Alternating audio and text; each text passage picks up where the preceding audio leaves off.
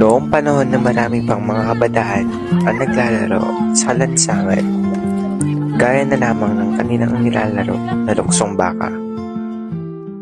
Ngunit, nung dumating ang teknolohiya, ay unti-unting nalilimutan ng mga kabataan ang mga ito.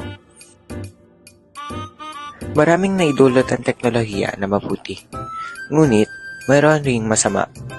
Tulad na lamang ng mga kabataan na umaabuso sa paggamit ng teknolohiya dahil sa pandaraya at paggamit ng artificial intelligence.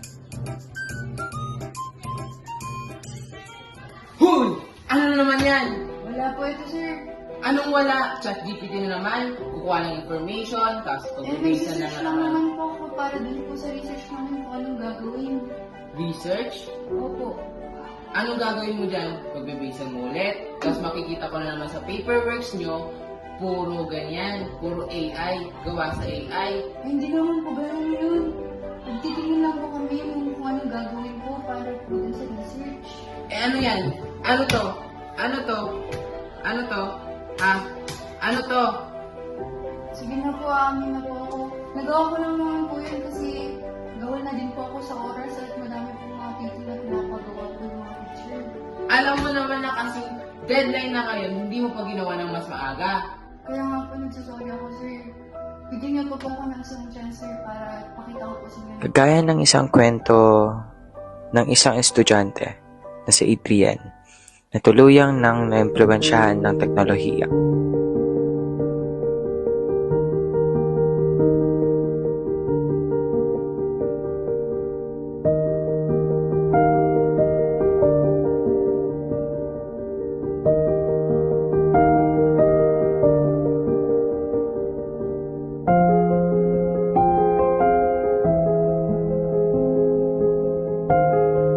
Hanggang sa isang araw, siya ay nagtungo sa isang museo na kung saan narito ang ilan sa mga ginamit ng ating mga ninuno. Tansya ng unang manual. Ganda.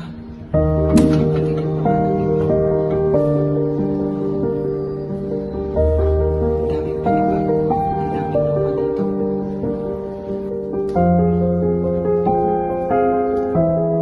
Sa kanyang paghahalugog, napuka ang kanyang pansin sa isang luma at puno ng alikabok na kamera. At nang kanyang kinuha ito, ipinakita nito ang nakaraan.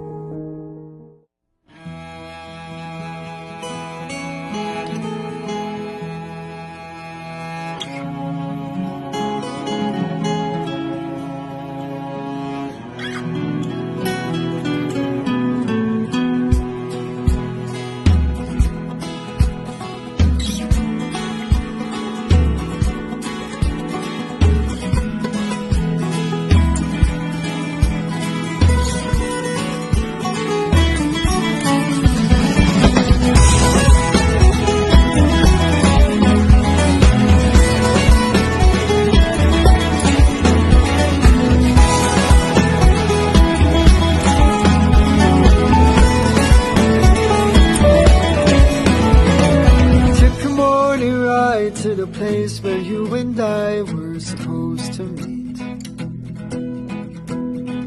The city owns the echo on my thoughts are spinning on and on my head. It seems they lead me back to you.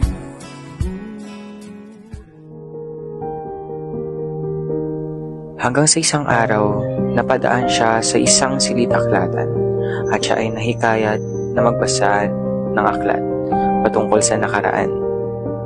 Magmula noon, nahikayat na siyang magbasa sa silid-aklatan patungkol sa nakaraan at sa mga buhay ng ating mga ninuno noon.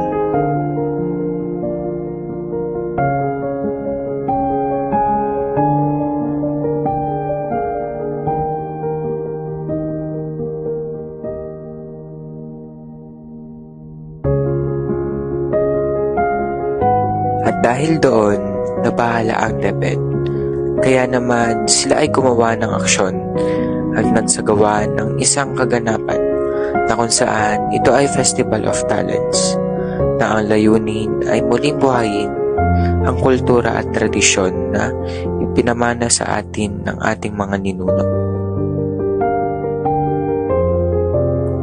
Ang kultura ay napakahalagang alagaan at mahalin.